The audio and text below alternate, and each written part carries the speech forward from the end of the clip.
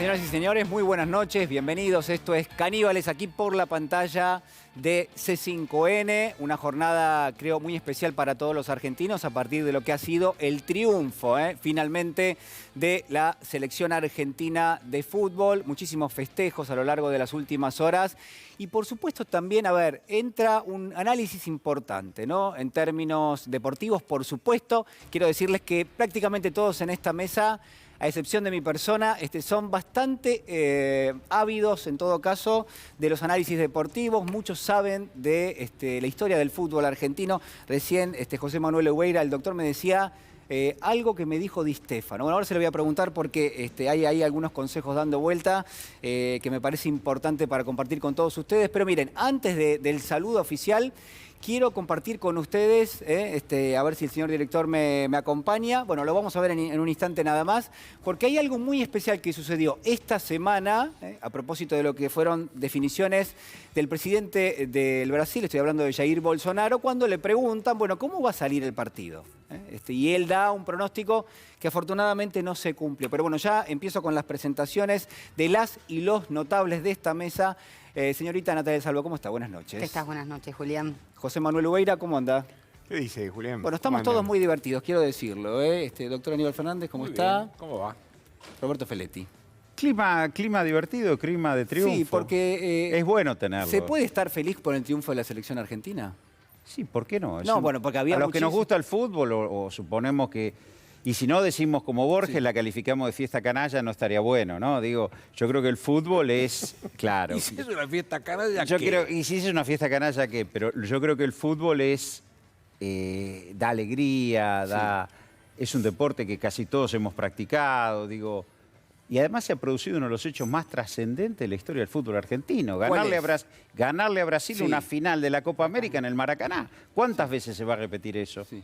Va a pasar muchos años para que eventualmente pueda repetir. Por de pronto alguien medio nos apagó la luz recién. O sea que ahí está, ahí volvió.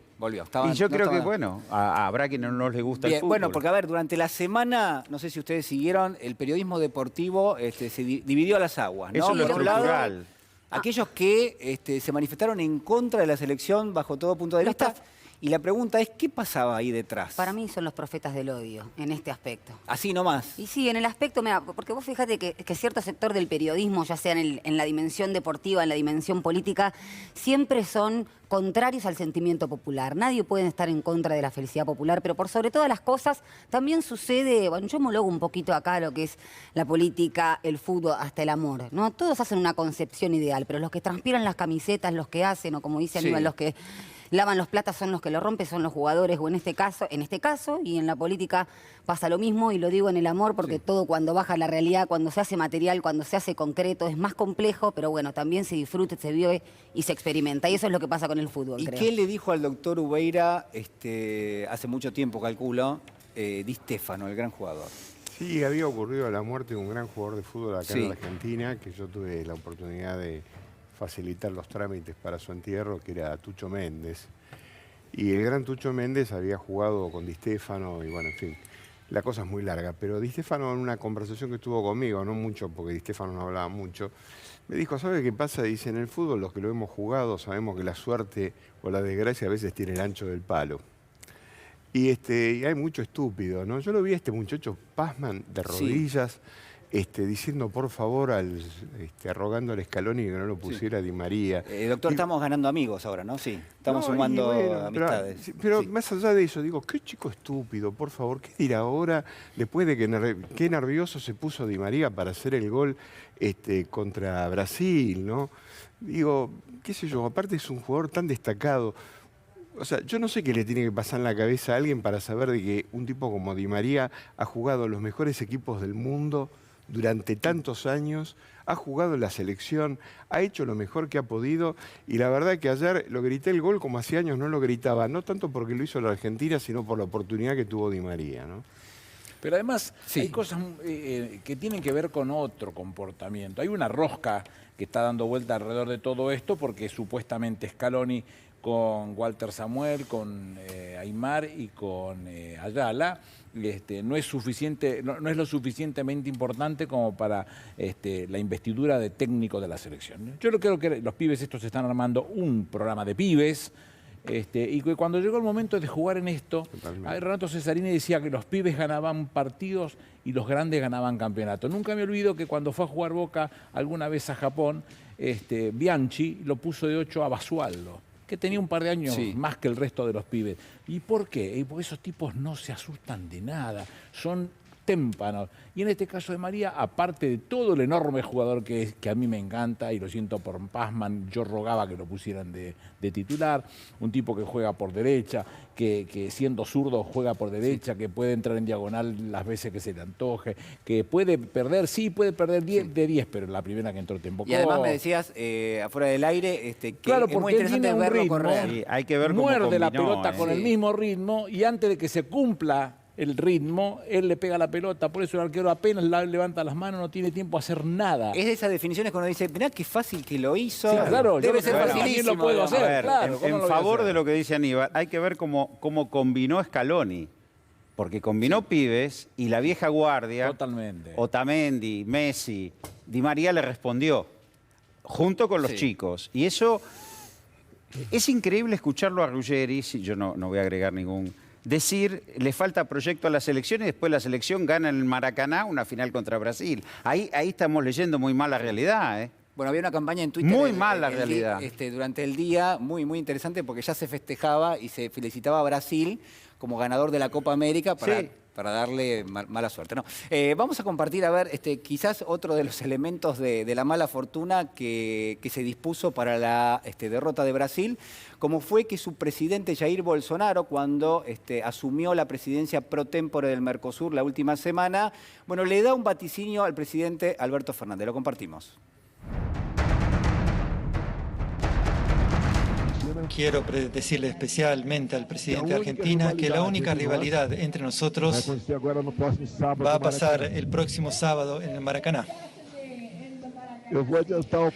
Y yo voy a adelantar el resultado, 5-0. El resultado, levanto la mano y digo 5-0. Pero pasado esto, Preciado Fernández sepa que siempre va a querer lo mejor para Argentina.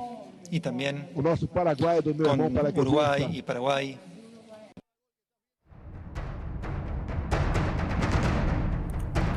Bueno, el doctor Aníbal Fernández ya discutía directamente con... pero es una cosa impresionante este muchacho.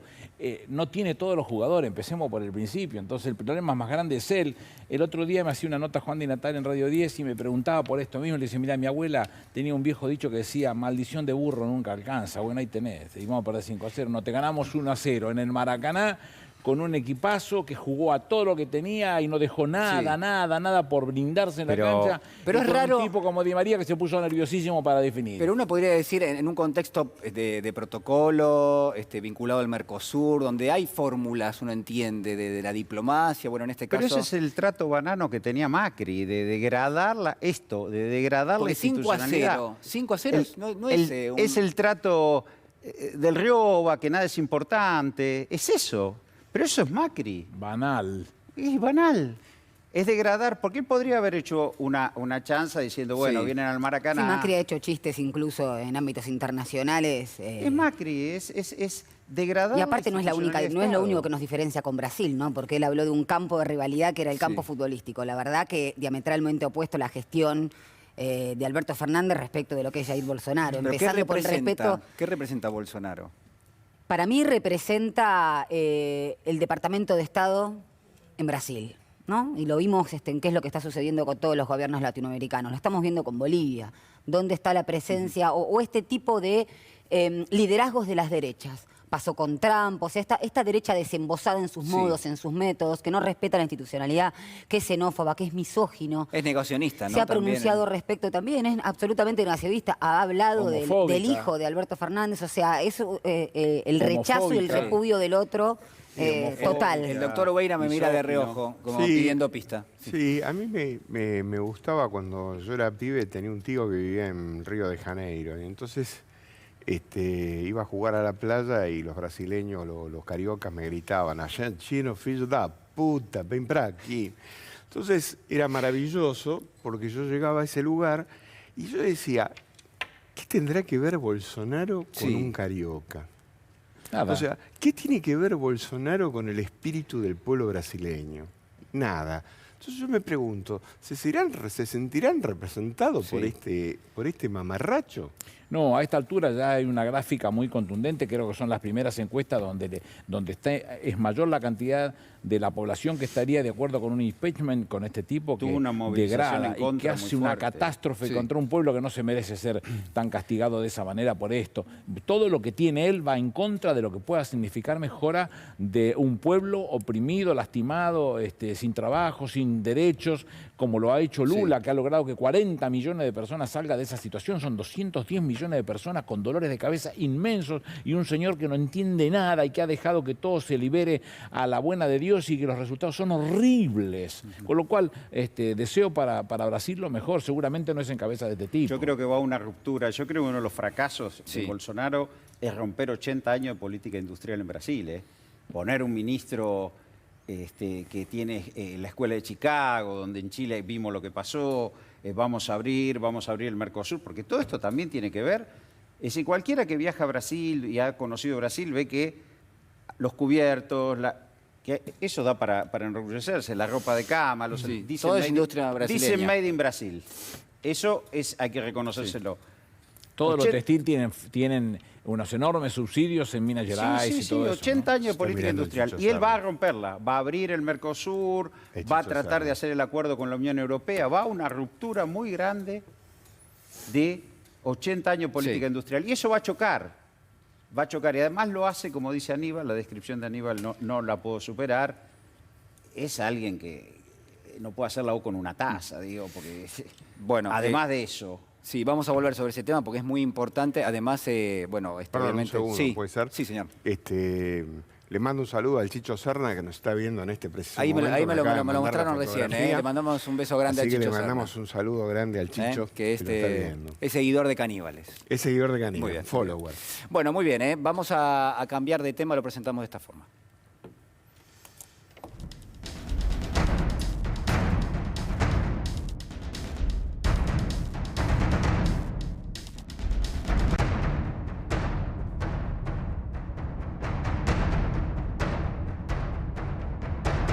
Nosotros hicimos una ayuda humanitaria con Gendarmería que fue pública. Liberamos a los periodistas que estaban en un hotel y trabajamos por la ayuda humanitaria y salvamos nuestra embajada, nada más. Pero no tengo nada más que decir. sobre la carta que No tengo ni mandaron, idea. pero que No sé, mandaron no tengo armas. No tengo la menor idea.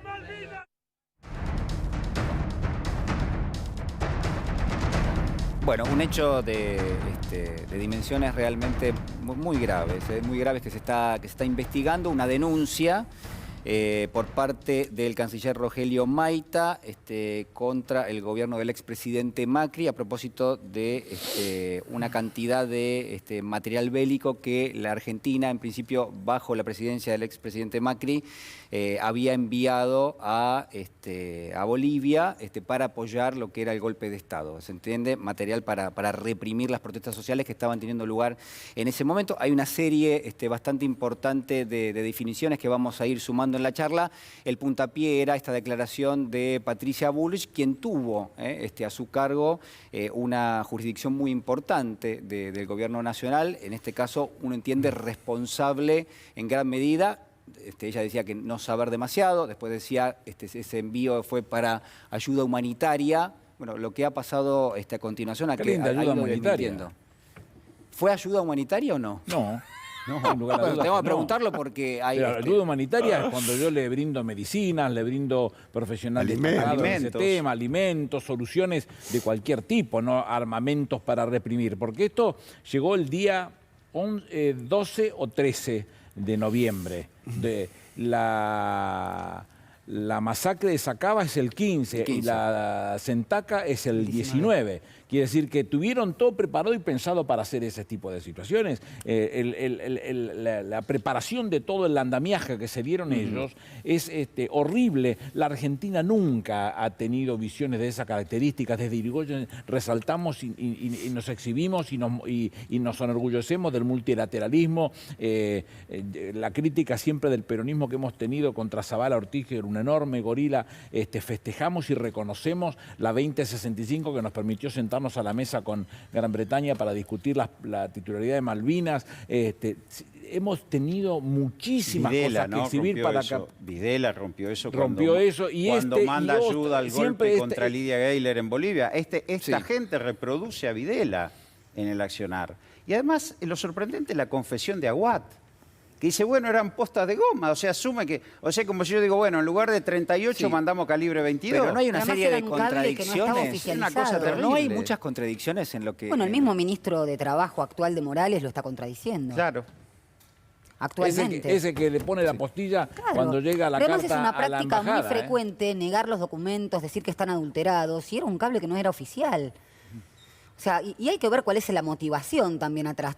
Volvíamos a hacer el paralelismo, Roberto lo hacía con la dictadura militar. Y Bueno, sí, Videla las mismas mandó locuciones, tropas, el armas, vacío de inteligencia. poder, el desgobierno, cuando atrás hay un terrorismo económico siempre pujando. Sí. Del mismo modo que vos hablás de un plan de desincronización respecto de Brasil. Bueno, acá el problema también era el litio, ¿no? De Sigue Bolivia, siendo, no era, pero es en el ese momento, litio. digo, es el problema y la puja también por la hegemonía norteamericana, por los negocios que, o por los contratos Sí. que hacía respecto del litio Bolivia con Alemania, Y la con un- recuperación de los hidrocarburos para el Estado. No nos olvidemos que Evo recupera los hidrocarburos, da de baja los contratos muchas veces. Renegocia los contratos y pone precio nuevo al millón de BTU. Exactamente.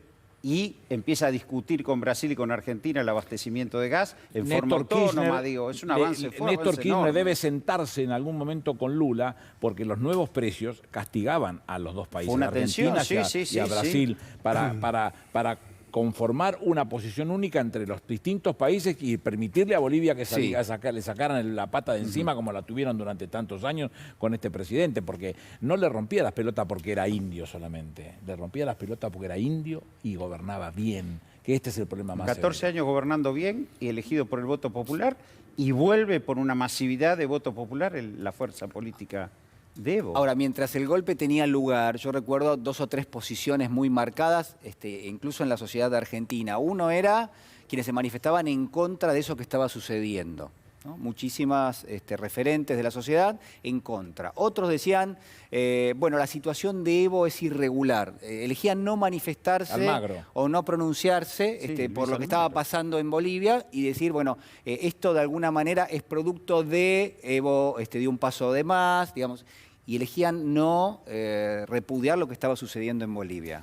Sí, A lo con, que con decía este Darío, Almagro para con mí- este Almagro tenían contratos la El que Almagro fuera que recibe gobernadora Vidal de la también, ¿no? provincia y ahora candidata en la ciudad, Vidal, tuvo contrato con Ahora- Almagro, tuvo contrato Fulvio Pompeo, tuvieron contrato varios de ellos que trabajaban para esa derecha que les importaba un comino. Estamos hablando de la OEA, ¿no? De La la OEA OEA, es su uno de rol. los que es la cómplices que también terminó en términos internacionales de la situación de Bolivia. Digámosle a Luis Almagro que proclamen a Pedro Gallardo presidente de Perú, ¿no? Sí, claro. Bueno, Porque digo, mirá, es mirá parte lo que de la agenda. Ah, bueno, Sí. porque... Castillo.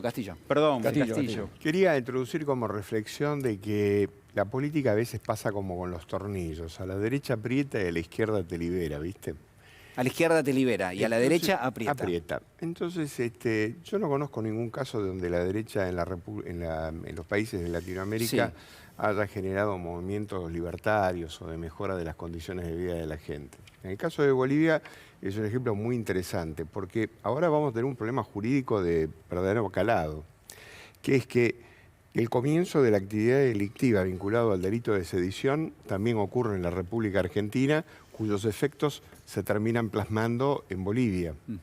Con lo cual pareciera que hay un delito en 2 jurisdicciones. O sea, yo imagino que ya debe haber algún fiscal o alguna persona que esté detrás Pero de los todo ministros este están tema. trabajando todos preparando la Están información, trabajando Yo lo dividiría en 2 partes.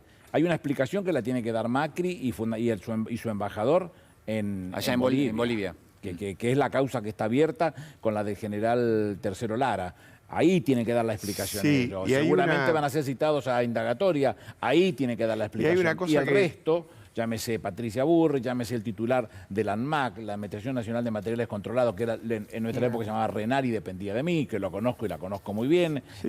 Bueno, Y esa otra va cosa a que ser habrá acá. que ver Sí. concretamente es cuál es la... Después, al final, quizás a lo mejor vamos a hablar un poco del tema de Milagro Sala y la Corte, ¿no?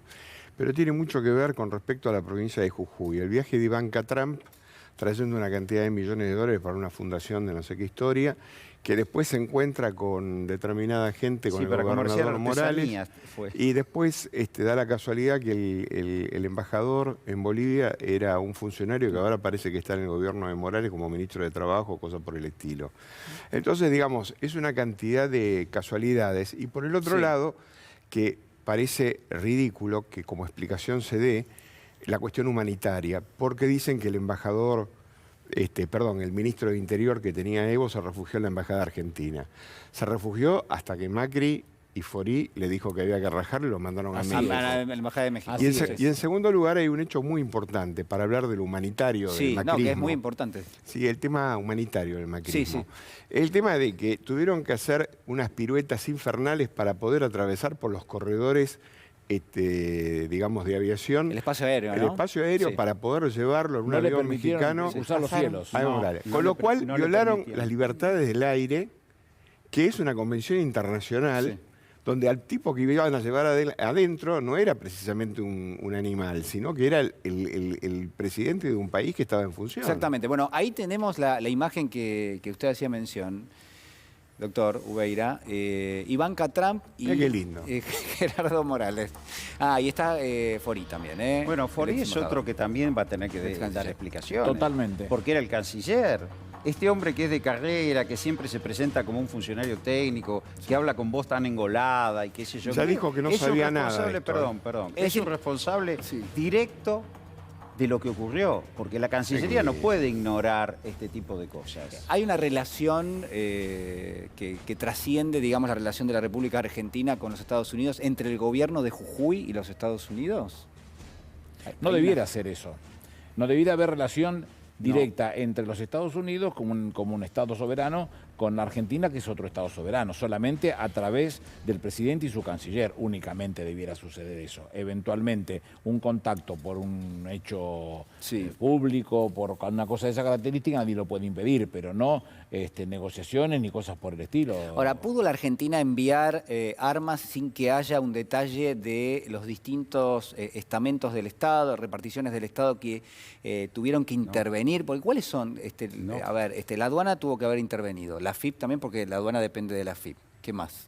Y pero Los a ver, ministerios. la fuerza de seguridad, el seguridad. ANMAC, Lógico. el Migraciones. O sea, tiene que haber documentación sobre Por eso. eso claro. digo, en la Cancillería, digamos, esto, si hubiera sido, esto es un trato de gobierno a gobierno del más alto nivel, porque estamos hablando del envío de armas, no estamos Claro. hablando... Y municiones. Pero en cualquier municiones. caso la decisión política es del presidente, eso está claro. Pero el presidente dice que no estaba al tanto de esta Sí, situación. de todo el mismo modo Bueno, que lo entonces dice nada, Patricia bueno, estaba al Bullrich. tanto de esto, no estaban tanto de la AFI, no estaba al tanto de todo. Yo entiendo que el tipo le De gustaba la deuda, más no Netflix estaban que no estaba al gobernar. tanto de la Pero deuda. digo, la ¿Viste verdad que es dijo? que tomarnos a todos por pelotudos de esta manera es insostenible. O sea, yo entiendo todo esto que puede decir Macri como elemento de defensa, pero la realidad es de que ahora va a tener seguramente...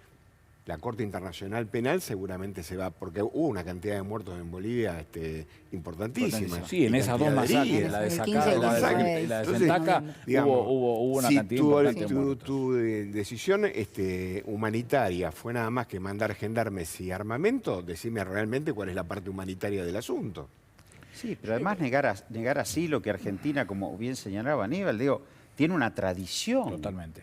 de protección, tiene, digo, no se cuidaron en las mínimas formas, hubo una actitud de viabilizar la represión contra el gobierno Totalmente. legítimamente elegido Totalmente. en Bolivia. Es gravísima Sí, la situación. pero a ver, yo no quiero hacer un ejercicio de empatía ni ponerme en el lugar del expresidente Macri, pero el expresidente Macri se estaba yendo del gobierno. Sí, pero reconoce a la Hay senadora años. golpista como presidenta de Bolivia. Y pero- dice que le va a decir sí. al presidente Fernández que haga lo mismo, que siga sosteniendo la vergüenza esa de esta Se mujer había perdido que la era elección.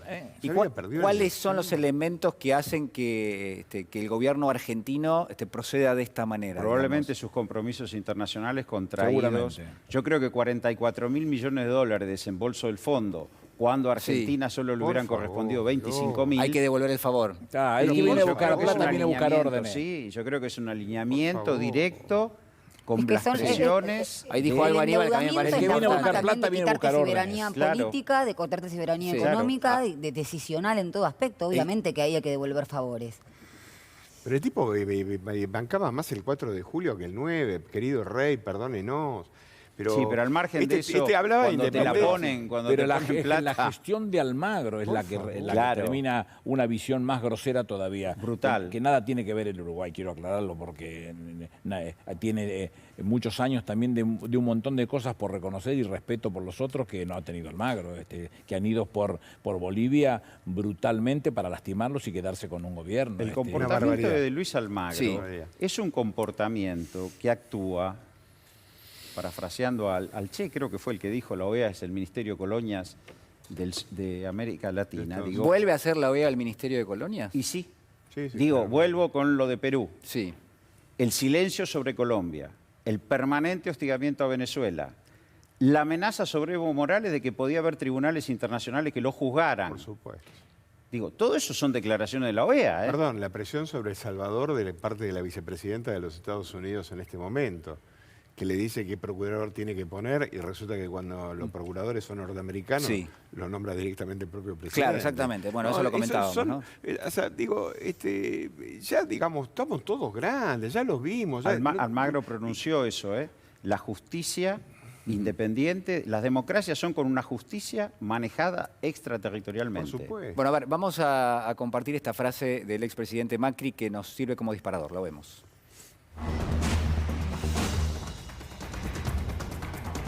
Como presidente de la República Argentina, valoro la respuesta y la responsabilidad que ha asumido la senadora Yáñez como presidenta a cargo de Bolivia. Como ustedes conocen, hoy hay un periodo de transición en mi país. Como presidente electo, que asumirá el 10 de diciembre, espero que oficialice la labor que está llevando la presidenta electa. A cargo de Bolivia, dice este animal. Le marca la agenda al presidente Alberto Fernández. Claro. Sí, pero además la brutalidad que este tipo, como aunque más no sea por pocos días presidente de un Estado soberano, dice de otro Estado soberano, un burro impresionantemente odiable. Qué asco me da ese tipo, por Dios.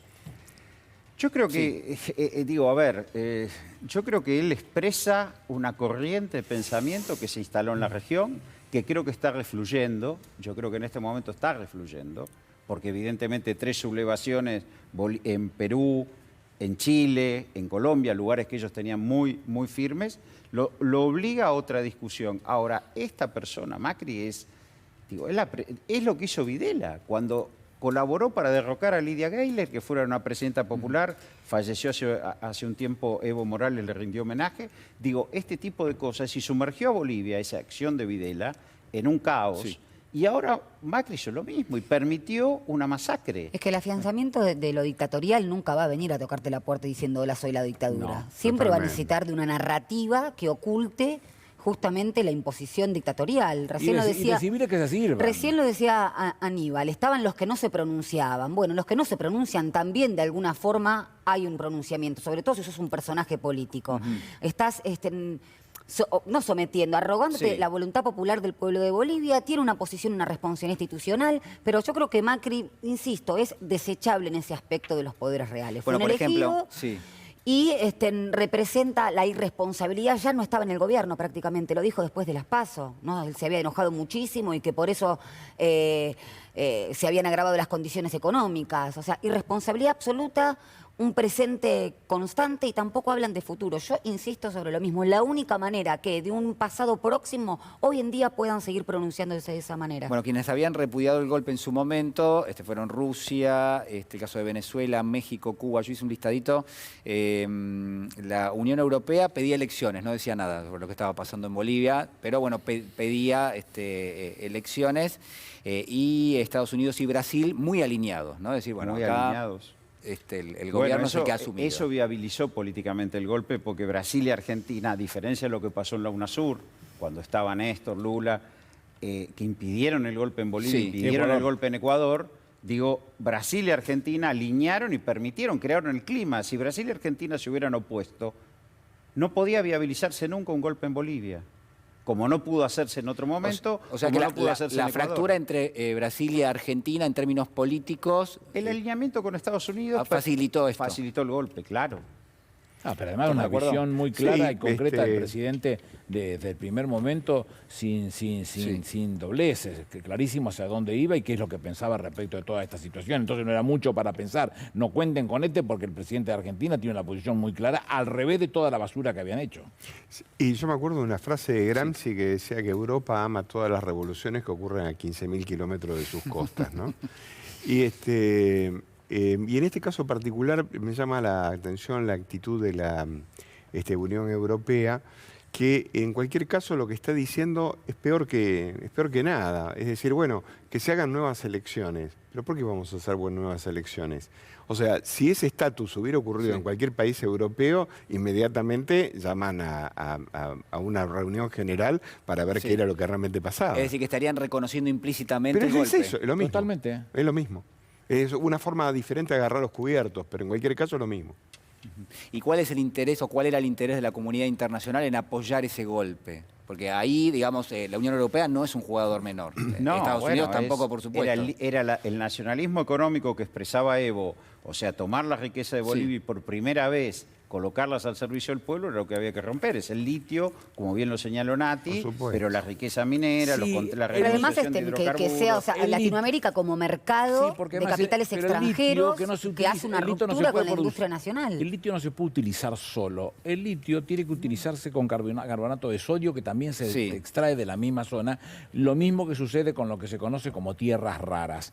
Esos tres elementos son los que componen. No es solamente litio, es litio, carbonato de sodio y tierras raras. Que hasta ahora China es la que más tiene esas tierras raras que no se conoce el fondo de su cuestión. Esta situación es la que más fuerte se ha puesto por encima de todo al discutir este tipo de cosas. Y también tenemos que ver una cosita, perdón, una postilla con esto. La responsabilidad empresarial que hubo en Bolivia también y que hoy en día podemos hacer un paralelismo con Argentina, ¿no? Por supuesto nosotros evocando el trágico terrorismo de Estado, con lo que pasó el fallo de la Corte respecto de Blaquier. Es decir, hay una responsabilidad civil y empresarial de los gobiernos dictatoriales que no termina de configurar la matriz de la memoria de verdad y justicia y que por supuesto son aquellos que golpeaban las puertas de los cuarteles, es decir, siempre los mismos, que hoy en día también lo vemos en los actos con Patricia Bullrich. Yo creo que con otras expresiones y con otra idiosincrasia pasa exactamente lo mismo en Bolivia y en otras partes de Latinoamérica. Es decir, que hay algo de las derechas que de alguna manera se va reciclando. Antes era a través de los golpes de carácter militar. Hoy, un vaciamiento del poder político, ¿no? A través del poder económico. Pero se recicla, son los mismos sectores de la sociedad los que antes golpeaban las puertas de los cuarteles y hoy... Es lo mismo. Yo acá escribí en este papelito la palabra ética. Yo no sé, para mí, en un programa de televisión pocas veces se habla de la ética. Hoy me doy el lujo, me parece, de proponerles... Digo, ¿no pudo el expresidente Macri pensar que lo que estaba haciendo era un comportamiento que iba en contra de lo ético, que es la diferencia entre lo que está bien y lo que está mal? No lo entiende, es un bruto. Pero busquemos algún elemento como para tratar de explicarlo. No lo va a ver. ¿Por qué lo hizo? Porque tiene un jefe, alguien le puso la plata. Bueno, viniste porque la plata, venía a buscar. Aníbal, para mí ahí, a ver, acá, a mí lo que dijo Aníbal me suena a la banalidad del mal. ¿Ustedes saben de quién estoy hablando? Sí, Hannah Arendt. Bueno, entonces digo, ¿acá hubo algo de eso? ¿Hubo banalidad en términos del mal? Es un presidente que saca un decreto para permitir un blanqueo de sus familiares impunemente. También... Perdóname y termino ya. Es un presidente que negocia la cuestión de peajes, es un presidente que negocia la cuestión de la energía eólica. Es un presidente que licita tierra del Estado Nacional, que las compra la familia Blanco Villegas, que es la familia de su madre. Digo, entonces... ética. Perdón, Nati. No, perdón, nos estamos interrumpiendo, pero digo, adicionar a lo que dijo Roberto, hay una matriz mafiosa. Me parece que este es un elemento para introducir. Lo dice Rocco Carbone frecuentemente. Habla de la matriz mafiosa, es decir, utilizar los bienes públicos del Estado en beneficio personal o de su propia familia. Los ejemplos que puso Roberto, que puso Aníbal, bueno, el caso Correo. Es decir, yo creo que hay una cosmovisión para hacer una lectura integral y estructural. Además de esa situación, además de la banalidad del mal, sumarle la matriz mafiosa dentro del Estado. Doctor Ubeira, a ver. No, para distender un poco, porque nos ponemos tan serios. A mí me gusta leer antropología, ¿sabes, Julián? Leo muchas cosas. No vas a distender de ese modo. Sí, pero los voy a distender de ese modo. No sé si queremos ser distendidos en este momento. Sí. No. Un poco sí. Bueno, pero a ver, vamos con antropología. Sí, en antropología. Y hay una variante dentro de la antropología que estudia el comportamiento de los animales para acercarnos a nosotros, sobre todo de los primates, ¿no? Que llaman el ethos animal. El ethos, claro. El ethos animal. Entonces, por ejemplo, si un mandril acumulara una enorme cantidad de bananas, viendo que el resto de los mandriles se mueren de hambre, inmediatamente provocaría una revolución entre los zoólogos para ver qué carajo le pasa a ese mandril, ¿no? Claro. Porque no es la conducta del mandril. Acá la gente hace cosas determinadas y sale en la revista Forbes, porque los que se comportan como el mandril son los que salen en la revista Forbes. Más que mandril, gorilas. Que acumulan Gorilas, mucha bueno, yo quise decir el mandril porque estaba... Sí, está... que no quería utilizar el término. Y claro, cuando uno ve los comportamientos, por ejemplo, de lo que pasó en estos últimos 4 años, con aumento de 6.000%, una acumulación, una matriz, negaron todo lo que era distribución, nos endeudaron en 100.000 millones de dólares. Un pequeño detalle, por ejemplo, que a lo mejor a ustedes les puede interesar como economistas. Cristina luchaba con Kicillof a las trompadas porque eran 1.400, 1.800 lo que había que pagarle a los acreedores en el 2015 y él pagó 18.000 millones de dólares y absolutamente nadie investiga nada. Claro. ¿Y dónde fue a parar la diferencia entre los 1.800 y los 18.000 millones? Por decir algo que se me viene ahora la... Bueno, entonces, claro, no hubo oferta, es la única vez que se resuelve un problema de pago de deuda sin oferta pública.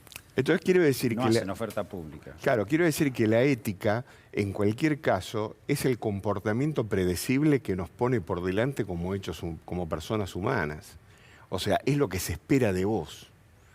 Para definirlo... Y usted lo que dice es que acá, en este caso, no aplica directamente. O sea, pero ellos la palabra ética la han colgado en el perchero. O sea, ellos vinieron a hacer esto que vinieron a hacer, que fue robarnos a todos, empobrecernos a todos y tener el comportamiento del mandril acumulador de bananas. Esto es... los lobos, cuando desfilan, cuando van de un territorio al otro, los que van adelante son los viejos. Porque el ritmo de la manada la marcan los viejos, porque si se quedaran atrás, se morirían. Y acá los viejos fueron los primeros que pagaron las consecuencias del gobierno de Macri. Pero entonces, a ver, porque en función de lo que usted dice, lo que uno podría pensar es que los distintos funcionarios del gobierno del expresidente Macri, que hoy se desentienden de lo que pasó y del envío de este material bélico a Bolivia, lo que estarían haciendo es saltando afuera y tratando de protegerse de algo que el donde tienen responsabilidad. Es una circunstancia. A mí lo que diga Forí me tiene sin cuidado. Yo lo que quiero ver es lo que va a decir Forí cuando le llaman indagatoria. Claro. Esto quiero ver, lo que va a decir Forí, lo que va a decir toda esta manga, esta piara de inútiles que tenían en el gabinete. Totalmente. Y que formaron parte de este oprobio de entregar municiones y armas para lastimar al pueblo boliviano. Esto lo tiene que explicar acá. Yo creo que el otro, el cascote mayor, va a tener que dar explicaciones en la causa, pero en Bolivia, igual que su ¿Es contrabando, Aníbal, eso? Sí, que es contrabando, claro que es contrabando. Eso lo tiene que investigar el penal económico. Es contrabando, sin lugar a dudas. Y debió haber pasado por el Congreso la asistencia militar a Yo otro discrepo, país. ¿no? Para mí es una donación. ¿Dónde está? ¿Y dónde está la donación? No, fueron, se las llevaron, se las donaron, porque para la vuelta acá a la Argentina no volvieron. Entonces fue pero digo, la asistencia militar a otro país requiere pasar por Está el siendo Congreso. irónico el doctor, pero lo que quiero marcarle, yo tengo alguna información del tema, porque es cierto, en principio no hay documentación. Y la presunción es que se utilizó todo para proteger la embajada argentina. Voy a hacer un apartado chiquitito que no me lo quiero quitar. No, es un lazo que no me quiero quitar de la pata. Bien. Yo he sido jefe 5 años de la Gendarmería. No es la Gendarmería, ¿eh? Ahí había un jefe, Otero, muy alcahuete de Patricia Bullrich, muy alcahuete, que es el responsable de esta situación. Y el que tiene que dar las explicaciones es él en la indagatoria. Ahí va a tener que contar qué fue lo que pasó. No es la Gendarmería, es ese tipo el que tiene que dar la explicación. El 11 de noviembre, Dirección de Logística de Gendarmería, con la firma del comandante mayor Rubén Carlos Jaworski, le hizo el pedido de autorización a la ANMAC, ¿no? La ANMAC... la Administración Nacional de Materiales Controlados, lo que antes era el RENAR. El RENAR, exactamente. Para la salida temporal de armamento, municiones y los elementos que se adjuntan como archivo embebido. Esto es parte de una nota. El material y equipamiento descrito será utilizado, decía la documentación, por parte del personal, etcétera, etcétera, dentro del marco y la protección del señor embajador argentino, su residencia, las instalaciones diplomáticas, así como el personal que se encuentre dentro de la misma. arma. Esto es una descripción que de alguna manera se remitía a través de una nota. Están copiados, y bueno, por eso quería mencionarlo, en la nota Gerardo José Otero, director nacional de Gendarmería y autorizante de la misión bajo la órbita de Bullrich. Defender la embajada puede ser cierto. Desde adentro, puertas adentro, que es territorio argentino, puede ser cierto. 70.000 cartuchos. Con eso alcanza para defender la embajada. Y aparte, ¿cuál era la presunción? Diríamos que iban a sobra. atacar la embajada, digamos, porque si no... Pero a ver, digo, promover la salida de armamento del país es un tema de la máxima responsabilidad política. Y eso tiene que haber sido tratado por el Congreso, tuvo que haber habido transparencia en eso. 70.000 cartuchos sirven para equipar una Fuerza Armada numerosa, nutrida y probablemente con lo que ocurrió en las represiones posteriores del 15 de noviembre. Digo, ahora, esto no merece mucha... Yo diría, no merece mucho análisis. Yo creo que es lo que dice Aníbal. Esto va a terminar viendo las explicaciones que ellos dan ante la justicia. Que siempre son distintas a lo que dan la justicia paralela que se genera mediáticamente o de sus intelectuales entre comillas, ¿no? Bueno, ¿hubo quien se tiró encima de la granada acá en Argentina? Digamos, bueno, ¿medios, por ejemplo? Hubo referentes que estaban aspirando a entrar a una lista. Arieto no fue una de ellas, que también lo tomó a chiste. La banalización o la twitterización de la política. Me parece que va por ahí también. No, pero es un cascote. No hablemos de otra cosa, de algo con nivel, digamos. Sí, bueno, pero lamentablemente tuvimos gente que llegó sin nivel al gobierno. Nos gobernaron 4 años y nos hicieron pedazos. Que Otero era el alcahuete de Bullrich, te estoy hablando del uno de la gendarmería, no de la gendarmería. Lo único que espero es que Bolivia lleve esta cuestión al Tribunal Internacional Penal para que se acabe la risa y que digan que hubo una cuestión de sedición, porque la hubo, y que la República Argentina, a través de sus autoridades, fue partícipe necesario de la sedición. O sea que los muertos que de alguna manera se produjeron en este golpe de Estado tienen una cuota aparte los funcionarios de la República Argentina. Es esa la calificación, Gallego, Partícipe necesario, es esa la calificación. Tenemos un minutito más para tratar este tema y después nos mudamos. A ver, ¿alguien quiere decir algo más? No, bueno, es gravísimo, es gravísimo porque rompe, como decía Aníbal, una tradición de la Cancillería Argentina, de las relaciones exteriores argentinas y, como decía antes, el esfuerzo que hicieron Néstor, Lula y Chávez después del no al ALCA de fundar la UNASUR para darle estabilidad económica y política al continente, defendiendo la democracia en todos los momentos, rota por este impresentable y aparte rota de un modo brutal, no solo reconociendo el gobierno de otra impresentable usurpadora, sino que además enviando armas, enviando municiones.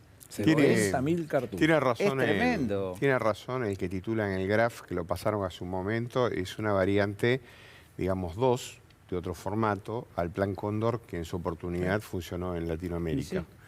Es decir, uno podría pensarlo en esos términos. Yo lo pienso en esos términos. ¿Pero no es exagerado pensarlo en esos términos? No, ¿por qué vamos a pensarlo? Porque los que están muertos en Bolivia sufrieron la represión de la manera más brutal, orquestado por Almagro, los Estados Unidos de Norteamérica, que facilitó el golpe, y la República Argentina con su gobierno. O sea que en cualquier caso, la única diferencia es que a lo mejor no hay gorras, en el sentido de que acá estaban todos vestidos de militares, o no tiraban gente de los aviones, pero facilitaron desde ese lugar la violación de los derechos constitucionales de los bolivianos. Natalia. No, que estoy absolutamente de acuerdo con lo que dice José. Hay un plan Cóndor 2 que ya lo visualizamos respecto de lo que sucedía con el Poder Judicial y la cooptación que hubo de ciertos sectores por parte del Departamento de Estado y que lo vimos replicado en Brasil, lo vimos replicado en Ecuador, pero me parece que hay que verlo con esa matriz porque pasaron escasos 40 años de las dictaduras latinoamericanas de los años 70 y si no vemos que atrás hubo un terrorismo de Estado, hubo cierta también connivencia empresarial de organismos internacionales, no vamos, o sea, porque la idea es poder apostar un futuro de emancipación y poder tener herramientas para ver no solamente qué política trazar, sino que la gente o la ciudadanía vea qué fue lo que sucedió. Yo hoy hablaba y pensaba, ¿cómo tengo 42 años? No voy a repetir. ¿Qué pasó en la dictadura militar? ¿Por qué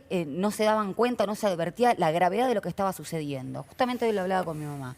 Entonces me parece que, Y me ponía a escuchar el discurso de Videla. Hablaba también del vacío de poder, de la refundación moral de la nación, del respeto de los derechos humanos, también de la existencia de un enemigo interno. Es decir, cambian y se modifican las formas, los modos, pero en definitiva lo que se trata es de un proyecto económico que ya tuvo en la empiria probados fracasos, y sobre todo en Latinoamérica. Sí, pero además con cabezas civiles y militares que no honraban al ejército sarmantiniano. Videla era un pelotudo, hijo de puta si querés. No es incompatible, es las dos cosas juntas, pero no era otra cosa. Bueno, la que Escuela eso. de las Américas se encargó muy bien, ¿no?, de modificar esa tradición. Bueno, a ver, seguramente vamos a volver sobre este tema. Le pido al señor director que inauguremos nuestras charlas de Quincho.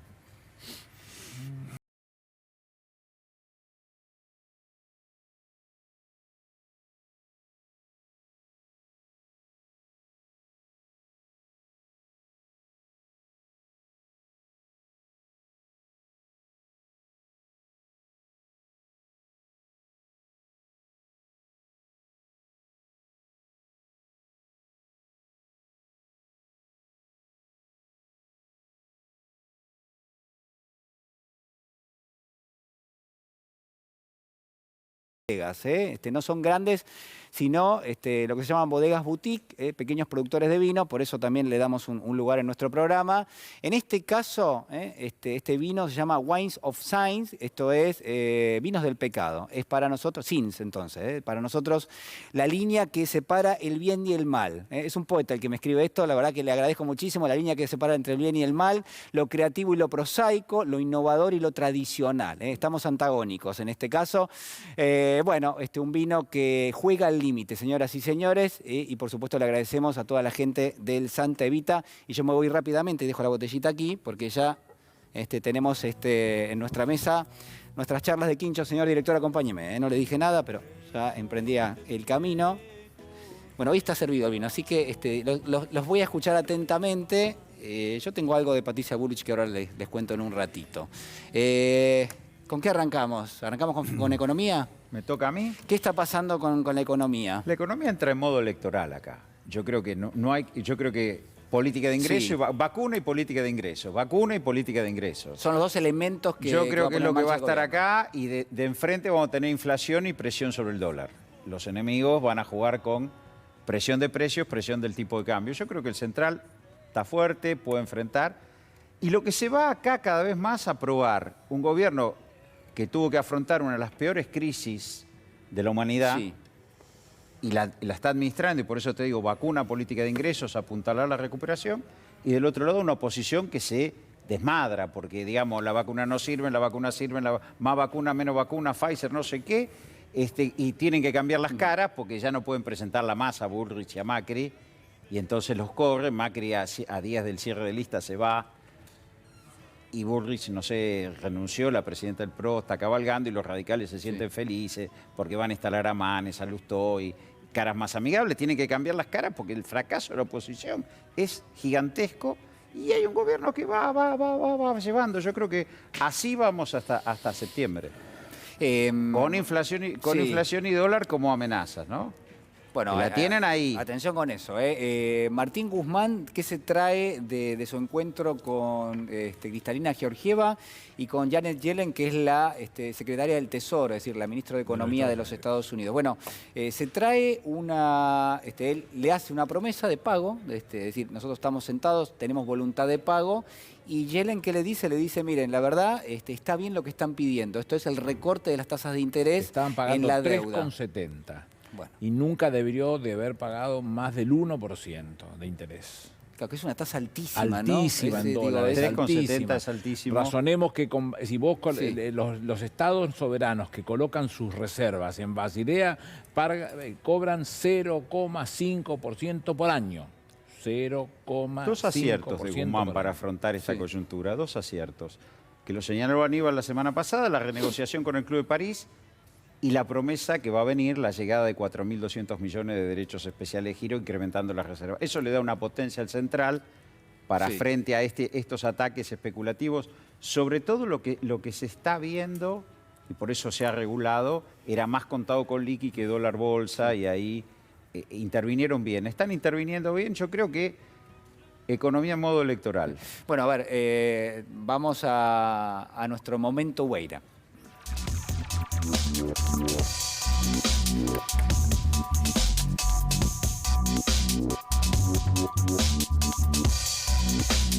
Bueno, doctor, es su momento, ¿eh? Siempre es su momento, pero este especialmente. Muchas gracias. No, digamos, hoy voy a renunciar a cualquier originalidad. Alejandra Dandán creo que tituló, y si no está en la nota, yo la verdad que no lo recuerdo en este momento, Milagro en la Corte, ¿no? ¿Por qué milagro en la Corte? Bueno, porque acaba de salir un fallo en el cual Rosenkrantz creo que se abstuvo porque, por la relación con la gente que estaba vinculada, eran clientes de él, pero un fallo de 3 donde Lorenzetti no votó y con durísimos términos con respecto a la Cámara de Casación, dieron vuelta la falta de mérito que la Cámara de Casación le había regalado al señor Blaquier por un episodio ocurrido hace muchísimos años atrás, durante la época de lo que se llamó el Gran Apagón en Jujuy, donde habían prestado colaboración con vehículos, porque la policía y el ejército en ese momento no tenía vehículos, para la desaparición de personas y algunos torturados. La familia de esta gente durante años de años pidió ante el Juzgado Federal justicia, y el juez de aquella época, que estaba a cargo del juzgado, directamente no los atendió nunca.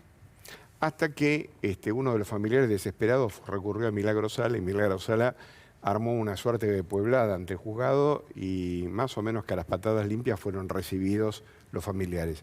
Con lo cual se provocó la destitución del juez y un nuevo juez, al que conozco, que es un juez joven, formado al lado de Pedro David, que fue un gran juez de la Casación.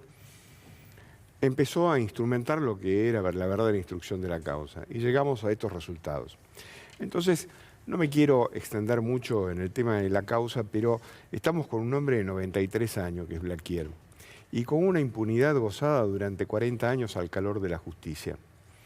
Entonces, digo que esto de Milagro en la Corte es cierto, porque Milagro Sala es una de las grandes perseguidas en la República Argentina, y si no hubiera sido por la gestión de Milagro Sala y su gente, nada de esto hubiera quedado esclarecido a la luz.